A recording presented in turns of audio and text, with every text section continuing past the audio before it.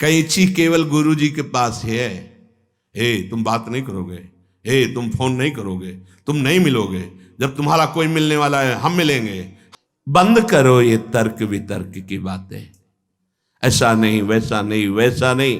गुरु कृपा ही केवलम, भगवान अपनो प्रण विसार, भगत को पूरो प्रण निभाऊं। आज्ञा पर जीवन भस्म कर देना, महत्व अपना मिटा देना, भगवत प्राप्ति के प्रेम रंग में खेलना होता है, खिलवाड़ समझ रखा। आप विश्वास कीजिए, अगर वचन दे दिया है कि इस लोक परलोक में तुम्हें कुछ सोचने की जरूरत नहीं, तो तुम देख लेना गुरु प्रताप आगे से आगे सब होता चला जाता है। भाग कितना भागेगा, उसी चरणों के पास ही तुम्हें घसीट के लाएंगे जहां से भागा है। अंधकारमयी रात्रि है जिसमें दिखाई ही नहीं देता मुझे क्या करना चाहिए। विश्वास का विषय है, प्रबल श्रद्धा का विषय है। अगर मान लो तो निहाल हो जाओगे, खुद देख लेना। बंद करो ये तर्क वितर्क, ये बड़ा सूक्ष्म विषय कह रहे हैं। ये तर्क वितर्क बंद करो, मुझे ये करना है, ये करना है, ऐसा ऐसा।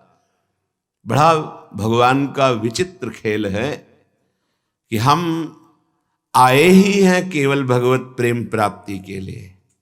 मानव देह मिला ही भगवत प्राप्ति के लिए है। मानव देह प्राप्त होकर सत्संग मिला, भगवत कृपा। इसका फल है भगवत अनुराग, भगवत प्रेम।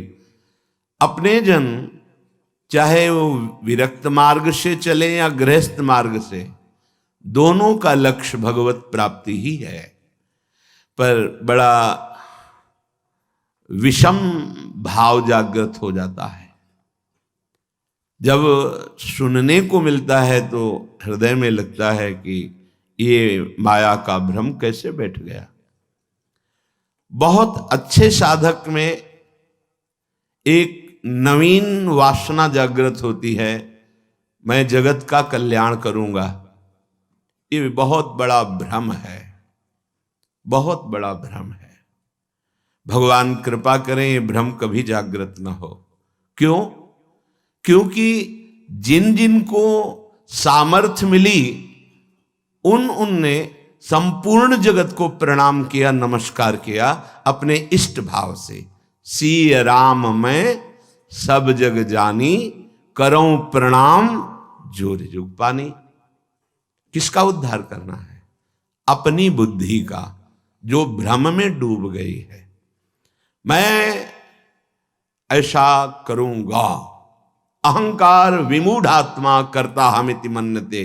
वो ये नहीं समझ पा रहा कि ये मूढ़ता मेरा पिंड नहीं छोड़ रही है। सच्ची मानिए, जब सामर्थ आती है जगत कल्याण की तो कोई दिखाई ही नहीं देता जिसका कल्याण करना हो, क्योंकि वो अपने कल्याण दाता का ही दर्शन करता है। निज प्रभु में देखें जगत, निज प्रभु में सो अनन्य गति जाके, अस मति न टरे हनुमंत मैं सेवक, और सचराचर रूप स्वामी भगवंत। किसका उद्धार करना है?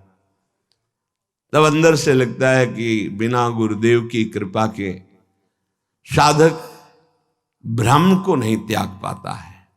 जासु कृपा सब भ्रम मिट जाए, गुरु प्रसन्न साहब अनुकूला, मिटी सकल कल्पित भयशूला। एक कल्पनात्मक के मेरे में सामर्थ है किसी का कल्याण करने की। किसका? किसका कल्याण? आराध्य देव का। अगर आराध्य देव नहीं देखा तो सामर्थ्य ही नहीं, और जब सामर्थ्य आई तो कोई बचा ही नहीं जिसका कल्याण करना हो। बस वो एक लीला चलती रहती है, कभी गुरु बनकर के, कभी उपदेष्टा बनकर, कभी शिष्य बनकर। जैसे भगवान अवतार लेकर लीला करते हैं, ऐसे भगवत प्राप्त महापुरुष की लीला चलती रहती है। उसकी दृष्टि में कोई ऐसा नहीं बचता जिसका उद्धार करना हो, क्योंकि वो अपने आराध्य देव को देखता है। तो अलम इह वितर्क जालइह, बंद करो ये तर्क वितर्क की बातें, ऐसा नहीं वैसा नहीं वैसा नहीं, बंद करो। श्रीपाद कह रहे, जैसे आचार्य चरण श्रीमद राधा सुधा निधि, अलम विषय वार्तया नरक कोटि विभत्सया। बंद करो ये संसार की वार्ता, ये तुम्हारे को नरक प्रदान करने वाली, ये बुरा, ये भला, ये उत्तम, ये अधम, ये दृष्टि माया देती है, भक्ति नहीं देती। भक्ति तो देती है दृष्टि जड़ चेतन जग जीव जत सकल राम मैं जानी। ये भक्ति की दृष्टि होती है, ये माया की दृष्टि है। ये अधम है, ये उत्तम है, ये गुणवान है, ये गुण रहित है, ये सब मायामयी, ये विषमता है। और उपासक भक्ति के प्रभाव से जीत विषम संसार कीर्ति जग विस्तर है। इस संसार की विषमता से मुक्त होकर वो सम हो जाता है, समदर्शी। तभी समस्त कामनाओं का नाश हो जाता है, क्योंकि कुछ बचा नहीं भोगने योग्य, तो कामना किसकी, सब कुछ आराध्य देव, ऐसा अनुभव हो जाता है। तभी समदर्शी, इच्छा कछु नाही। तो अलम इह वितर्क जालई, बंद करो ये तर्क वितर्क वाद विवाद का जाल। क्या करना है? बोले सहसई वाछिद्य मोह जालानी। तुम्हारे हृदय में ये जो मोह जाल माया ने फैलाकर तुम्हें बांध लिया कि ये अपने, ये पराये, ये मैं कर सकता हूं, ये मैं करूंगा, ये मैंने किया, ये तुम्हें अज्ञान अविद्या का जाल बांध चुका है। तुम इसे सहसा काट नहीं सकते हो। सीधा वृंदावन आओ और भगवत प्रेमी महात्माओं का संग करो, तो तुम्हारे हृदय का ये मोह जाल नष्ट हो जाएगा। बिनु सत्संग विवेक न होई, राम कृपा बिनु सुलभ न सोई। होए विवेक तो मोह भ्रम भागा। सत्संग से विवेक और विवेक से मोह जाल का नाश। मान लो, गुरु के वचनों पर अटल विश्वास कर लो, सब बात बन जाएगी। तर्क वितर्क की जरूरत नहीं है। ये भाव का विषय है, विश्वास का विषय है, प्रबल श्रद्धा का विषय है। अगर मान लो तो निहाल हो जाओगे। खुद देख लेना, संत समागम से जब तुम्हारा हृदय पवित्र होगा, तब क्रमशः उत्थान होता है या सीधे उत्थान, ये तो आराध्य देव जाने कि क्रमशः उत्थान कराते हैं या सीधे स्थिति प्रदान करते हैं, ये उनके ऊपर है। वो किसी पतित को सीधे महान जीवन मुक्त बना सकते हैं। लोगों की धारणाएं होती, जैसे किसी से कोई गलती हो गई तो जीवन भर इस बात को देखते हैं कि ये वही है जिसने वो गलती की थी। नहीं, कल गलती हुई थी, आज आराध्य देव की कृपा हो गई तो जीवन मुक्त हो जाएगा वो। इसीलिए कभी किसी की गलती को देखकर सदैव उसे दोषी नहीं मानना चाहिए। क्यों? क्योंकि ये फिसलन का मार्ग है, किसी से भी फिसलन हो सकती है। इसका मतलब वो गिरा ही पड़ा रहेगा, ऐसा नहीं। गुरु कृपा पात्र, हरि कृपा पात्र ऐसे नहीं होते। एक बार पूज्य श्री मामा जी बक्सर वाले, उनसे एकांत में प्रश्न किया कि शरणागत गिर क्यों जाता है? जब भगवान का शरणागत है, भगवान के वचन हैं, करो सदा तिनके रखवारी, जिम बालक राखे महतारी, तो वो गिर कैसे गया? शरणागत गिर क्यों जाता है? बोले शरणागत है वो का पक्का। तो बोले फिर वो बाल है खिलाड़ी के हाथ का, वो गिरा नहीं है, वो नीचे पटका गया है, तो गिरना ही तो हुआ ना। बोले नहीं नहीं नहीं, जब खिलाड़ी अपने हाथ का गेंद नीचे मारता है तो नीचे फेंकने के लिए नहीं, लक्ष्य चूमने के लिए नीचे ऐसे पटका मारा कि अपने लक्ष्य पे पहुंच गया। एकदम हृदय शीतल हो गया। तो लगा कि बिना संत समागम के समाधान हो ही नहीं सकता। कौन? ये एक साधारण उदाहरण और असाधारण प्रसन्नता प्राप्त हुई, हृदय प्रफुल्लित हो गया। तो जन साधारण के हृदय में रहता है, अगर किसी साधक से गलती हो गई तो जीवन भर उस गलती को याद करके उसके चेहरे पर देखता रहे, ये वही है जिसने गलती की थी। नहीं, ये वो नहीं है जिसने गलती की थी। जो गलती की थी वो एक वृत्ति थी, और ईश्वर ने, आराध्य देव ने उसे ऐसी स्थिति प्रदान कर दी। अपिचेत सुदुराचारो, भगवान के शब्द जरा गौर से सुनिए। कह रहे हैं अपिचेत सुदुराचारो भजते माम अनन्य भाग साधुरेव सम्मंतव्य। मानो ये साधु है, साधु को कभी कहा नहीं जाता कि इसे मानो साधु है। वो साधु नहीं था, उसने दुराचार किया सांगोपांग। अब उसने मेरी शरण ले ली, मैं बनाऊंगा साधु, अब उसे साधु मानो, मेरी आज्ञा है। साधुरेव सम्मंतव्य सम्यक व्यवसिता ऐसा, क्योंकि उसने निश्चय कर लिया कि भगवान के सिवा मेरा कोई साथ देने वाला नहीं, मेरा कोई उद्धार करने वाला नहीं, उसको मैं साधु बनाऊंगा। और बना दिया, बड़े बड़े हिंसकों को ब्रह्म ऋषि बना दिया। इसीलिए कभी किसी उपासक पर अगर कहीं कोई त्रुटि हो जाती है तो जीवन भर के लिए लांछन शब्द न देखे, नहीं, पता नहीं हरि कब कृपा कर दे और उसको एक विषय से एक महान योगी बना दे। पर यही हम प्रार्थना करते हैं सबसे कि ये संसार है, बख्शता किसी को नहीं। अगर त्रुटि हो गई, ना भी त्रुटि हो तो जाल में फंसा करके नीचा दिखाने के लिए त्रुटि साबित कर दी जाती है। ये माया है, इसलिए किसी को अपना मित्र नहीं और किसी को अपना शत्रु नहीं। एकमात्र मित्र प्रभु श्री हरि और शत्रु एकमात्र मेरा दुर्वासना से भरा हुआ मन। इससे बड़ा कोई दुश्मन नहीं। हम सदैव मन पर शत्रुवत व्यवहार रखें, ये दुष्ट कभी भी फंसा सकता है। और मेरा सच्चा मित्र एकमात्र हरि, इससे बड़ा कोई मित्र नहीं। तो हमारी अटल विश्वास स्थिति गुरु के वचनों पर होनी चाहिए। प्रभु देखा है, जब आपने स्वीकार नहीं किया था ना, तो देखा है, गोस्वामी जी कह रहे, जब सम्राट अकबर ने ताज उतार कर चरणों में रखकर प्रणाम करके जब वापस गया तो गोस्वामी जी की आंखों में आंसू आ गए। तो निज जनों ने पूछा, सम्राट ने ताज रख दिया इसलिए आंसू आ गए आनंद के? बोले नहीं, जब तुलसी राम का नहीं था तब कौरा कौरा के लिए भटक रहा था। जिस दरवाजे पे खड़ा होता तो ये अभागी है ऐसा कहकर हटा दिया जाता। स्वयं भगवान शंकर की प्रिया अन्नपूर्णा करके तुलसीदास जी को भोजन देती थी। बोले आज राम का हूं तो बादशाह उतार कर ताज रखता है, जब राम का नहीं था तो एक टुकड़े टुकड़े के लिए दरवाजे पे भटकता, लोग अभागी कह करके भगा देते थे। सत्य बात है, कोई अपना नहीं है। आप लोगों की स्वार्थ की परस्पर पूर्ति हो रही, इसलिए आपको लग रहा है कि मेरा भाई, मेरा मित्र, मेरे मेरे अमुक अमुक अमुक। और जीवन में देखा गया, जब किसी के स्वार्थ लायक नहीं तो किसी ने नहीं कहा कि तू मेरा, किसी ने नहीं कहा। आश्चर्य होगा आपको, किसी ने नहीं कहा। और जब हरिप्रिया ने कह दिया कि मेरा, तो पूरा विश्व कह रहा है कि मेरा। अब केवल प्रभु प्रभु, ये सब भिखारी हैं, स्वार्थ के भिखारी। कौन मेरे को साथ देगा? कौन?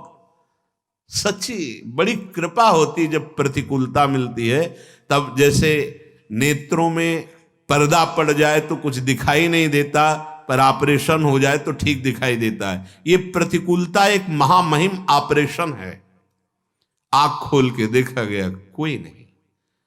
परिस्थितियों को नकारात्मक भाव से ना देखा जाए, वो प्रकाश पैदा करने के लिए प्रतिकूलता होती है। ना कोई मित्र है और ना कोई शत्रु है, बस एक भगवान का आश्रय है।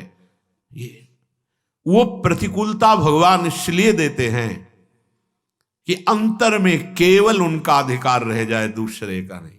ये मेरा स्वामी बुलवा रहा है, क्योंकि पहले बुलवाया अनन्य आश्रय के लिए और अब बुलवा रहा है कि देख मेरा दुलार, मैं कहीं भी बैठकर तुझे ऐसे शिखर पर चढ़ा सकता हूं जहां सब वंदना करते हैं। मूकम करोति वाचालम पंगुम लंघयते गिरिम। कभी किसी पर दोषारोपण करके प्रतिकूलता को प्रतिकूलता मत मानना। वो प्रतिकूलता केवल शिखर पर चढ़ाने के लिए होती, ऐसी ऊंचाई पर चढ़ा दी जाती कि आश्चर्य होता है कि कल ये रज हम पैरों से दबा रखे थे, आज ये मुकुट पे कैसे बैठ गई। वो वायु का संयोग, अनुग्रह का संयोग। इसलिए मनुष्य की तो बात क्या, किसी का भी सहारा नहीं लेना अपने आराध्य देव के सिवा।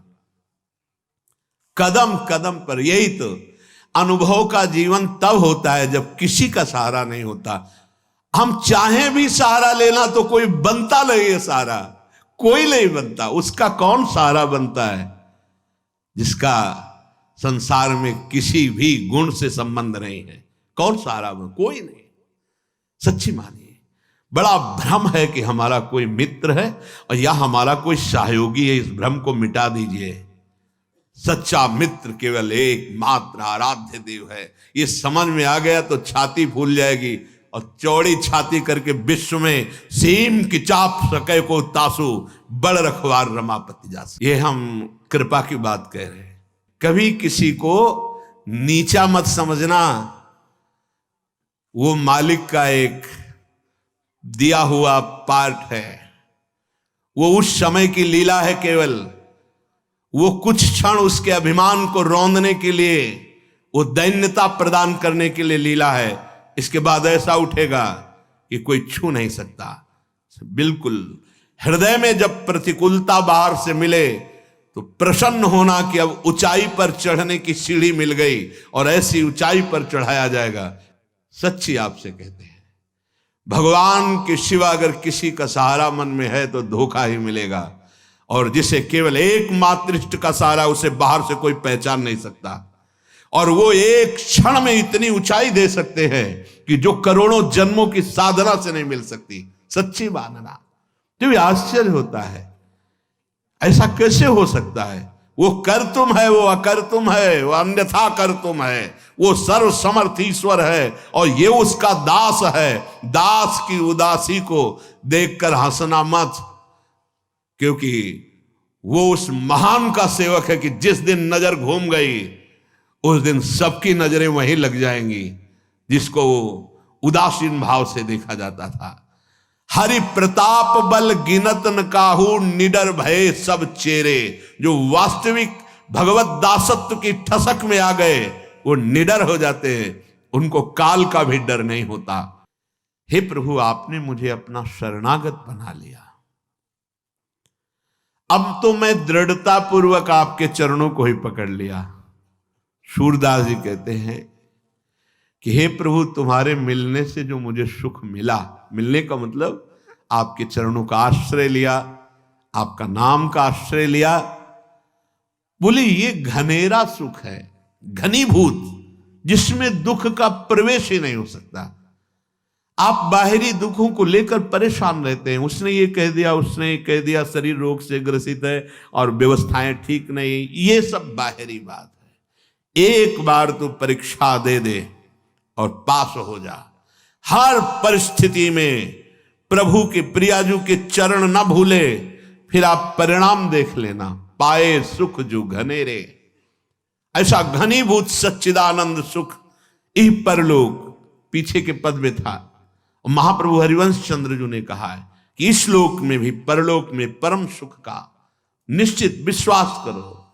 इसलिए श्रीपाद कह रहे हैं, ये जो अलमिह वितर्क जाल है, अब ये तर्क वितर्क का जाल छोड़ो। मोह जाल के काटने के लिए भगवत कृपा से सत्संग मिलेगा, उससे विवेक मिलेगा। विवेक से मोह का नाश करो और उड्डी एव विहंगा पत वृंदा काननम रुचिरम, वृंदावन में आ जाओ। जितने घंटे वास करो बहुत महान है। जो सप्तपुरियों में आजीवन वास करने से प्राप्त होता है, वो यहां 24 घंटे वास करने से प्राप्त हो जाएगा। ये श्रीपाद ने कहा, एक बार यहां के पुष्प को सूंघ ले प्रसादी, एक बार बिहारी जी से नेत्र मिला ले राधा वल्लभ लाल से, और एक बार इस भूमि में मस्तक रख दे, वो कभी नरक नहीं जाएगा। श्रीपाद कह रहे हैं और ये बड़े बड़े महानुभाव कह रहे हैं। श्रीधाम वृंदावन की एक कण रज का अगर तुम्हारे शरीर में लग गया है जीवन में कभी, तो यमदूत तुम्हें स्पर्श नहीं कर सकते। ये ब्रजरज, ये वृंदावन रज है, इसकी महिमा कहीं भी रज की महिमा आप नहीं सुनेंगे, लेकिन ये ब्रज रज की महिमा संपूर्ण शास्त्रों में जय घोष को प्राप्त हो रही। फिर वृंदावन रज, ये तो महारानी जी के चरण चिन्हों से युक्त भूमि है। एक से एक प्रेमी महाभागवतों के आंसुओं से भीगी हुई ये भूमि है, ये प्रेम भूमि है, जहां प्रवेश करते ही उद्धव का ज्ञान धूल धूसरित हो गया, जो बृहस्पति के समान ज्ञानी, क्योंकि गुरु अपने शिष्य को समान ज्ञान प्रदान करता है। बृहस्पति जी के शिष्य श्री कृष्ण के मित्र यहां आते ही उनका ज्ञान धूसरित हो गया और प्रेम पिपासु बन गए। पीछे प्रसंग चल रहा था, कस्तरति मायाम, माया से कौन तरता है, कौन तरता है? तो उत्तर हुआ था यो संगास त्यजति यो महानुभावों सेवते निर्ममो भवति। दो की व्याख्या हुई थी। संगास त्यजति विषय संग, भोगी पुरुषों का संग, जिनके संग से हमारी मति व्यसन में फंस जाए, गंदे आचरण में फंस जाए, गंदी बातों में फंस जाए, ऐसे लोगों का संग नहीं। जो हमारी आंतरिक वृत्ति प्रभु से विमुख कर दे, प्रियालाल के चिंतन से रहित कर दे, उस वृत्ति का संग नहीं। ये हुआ संगास त्यजति। दूसरा महानुभावम सेवते, महापुरुषों का संग माया से तरने के लिए अमोघ बात है। जिसका अंतिम जन्म होता है उसे संत समागम प्रभु प्रदान करते हैं। यो महानुभावम सेवते, पर महापुरुषों की सेवा में ममता बहुत बड़ी बाधा है, इसलिए निर्ममो भवति। ममता रहित होना अत्यंत आवश्यक है। ये ममता एक ऐसी बड़ी बाधा है कि भगवत कृपा से जो महात्माओं का संग मिलता है तो ये ममता से बंधन युक्त हुआ मन उनकी अवज्ञा कर देता है, अवहेलना कर देता है। बहुत सूक्ष्म विषय है। जीवन में वो अवहेलना जो तुम्हारी ममता तुम्हें हर कदम नीचे गिराएगी, कभी ऊंचे नहीं उठा सकती। और अगर गुरु की ममता, तो ममता का भी पोषण होता और समता का भी पोषण होता, और प्रियालाल की प्राप्ति में कोई बाधा पहुंचा दे ऐसा पैदा नहीं हुआ। तुम खिलवाड़ समझते हो? गुरु कृपा ही केवलम, भगवान अपनो प्रण विसार, भगत को पूरो प्रण निभाऊं। आज्ञा पर जीवन भस्म कर देना, महत्व अपना मिटा देना, भगवत प्राप्ति के प्रेम रंग में खेलना होता है। खिलवाड़ समझ रख। इस मार्ग में भगवान की कृपा से जब यो संगास त्यजति, सब संगों का त्याग करता है गुरु कृपा से, तब महानुभावम सेवते, महानुभावों का संग मिलता है। फिर संपूर्ण सृष्टि का मालिक अपना प्रण भूल सकता है, लेकिन अपने जन का प्रण नहीं भूल सकता। तुम्हें सिर्फ आज्ञा पालन करना है, बाकी का सब हमारा आराध्य देव देखेगा। नहीं, आप ममता का पोषण करके तो देखते रहो, तुम अपनी ममता की सुरक्षा भी नहीं कर पाओगे और परमार्थ की समता को झांक में नहीं पाओगे। पूरे जीवन की उन्नति में आग लगा दी। अब कदम पीछे नहीं, आगे बढ़ेगा। और जब आगे बढ़ेगा तो ध्रुव जी ने कहा, मेरी मां का क्या हुआ प्रभु? मैं तो दिव्य सिंहासन पर जा रहा हूं। बोले, आगे जो चमकता हुआ विमान जा रहा है उस पर तुम्हारी मां विराजमान है। पुत्रवती जुवती जग सोई, कुल धन्य हो जाता है। धन्य से जननी, धन्य सुतात, समझ में नहीं आता। ये ममता, ये मेरा शरीर, इसका अधिकारी मैं हूं, ये मेरी मां, ये मेरा परिवार, ये मेरा घर, मेरे पास पैसा, अब मुझे किसकी जरूरत है? एक छोटे से सीमित ममता के कुएं में गिर गए। असीम ममता प्रियालाल के चरणों में समर्पित करके, यह ममता एक बहुत बड़ी बाधा है। उसी में भगवत भाव करके चलने से आप वहां पास रहते हुए निकल सकते हो। आप विश्वास कीजिए, अगर वचन दे दिया है कि इस लोक परलोक में तुम्हें कुछ सोचने की जरूरत नहीं, तो तुम देख लेना, गुरु प्रताप आगे से आगे सब होता चला जाता है। आप समझ नहीं पा रहे हो। तुम रोक पाओगे काल के थप्पड़ को? ना मां को बचा पाओगे, ना पिता को बचा पाओगे, ना परिवार को बचा पाओगे। अगर उन्हीं में भगवत भाव कर लिए तो सबका कल्याण कर लोगे, अपना भी और उनका भी कल्याण। रहस्य को समझ जाओ। निर्ममो भवति, ये एक ममता, ये मेरा घर, मेरा शरीर, मेरा परिवार, मेरी मां, मेरा पिता, मेरी संबंधी, मेरा मकान, मेरी जमीन, ये महानुभावों का सेवन करने से वंचित कर देता है। नहीं, मेरे गुरुदेव हैं, मेरे जीवन के, मेरे सर्वस्व के अधिकारी हैं, उनके आदेश पर अपना प्राण समर्पित कर दूंगा, उनके आदेश का उल्लंघन नहीं करूंगा। ये हुआ यो महानुभावों सेवते, महापुरुषों का सेवन किया जा रहा है। ये जो माया का बंधन है, इसे गुरुदेव की कृपा कटाक्ष से काटा जाता है। और सही पूछो तो काटना नहीं है, प्रकाश हुआ कि तुमने देख लिया कि कभी बंधा हुआ ही नहीं था। और अगर वो गुरु कृपा का प्रकाश ना हो तो चाहे शिव बिरंच सम होई, गुरु बिनु भव निधि तरे न कोई। जब आप सतमार्ग में चलते हैं तो कुसंगी जनों का संग दे दिया जाता है। फसल अभी उग रही है, जब फसल काटने का समय आएगा तब शायद तुम देखने लायक नहीं रहोगे और कोई समझ नहीं पाएगा कि फसल क्या। फसल तो शुरू हो गई उगना, प्रतिकूलता की फसल तो शुरू हो गई।